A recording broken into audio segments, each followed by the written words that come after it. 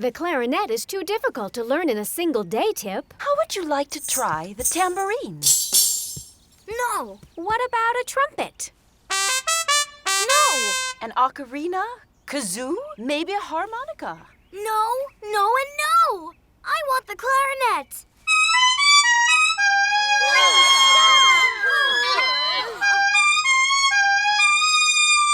All right, I know. I can't play music. You go ahead and do the concert because you're really talented. Oh, Tip, don't be like that. Music is in all of us, but to play an instrument, you need to practice. So how is it that Tessa and Betty play so well? Because we have lessons and practice, Tip. In the beginning, we weren't able to play anything nice either. Not true. I don't care. I will never be able to play anything. I won't play, never and never, since what I do, it all sounds like a mess. If you want to learn to play, you must listen to what we say. And by singing, you have shown that you're learning before you're grown. All of us have music inside, and what we hear is right by your side. Great, but what was that?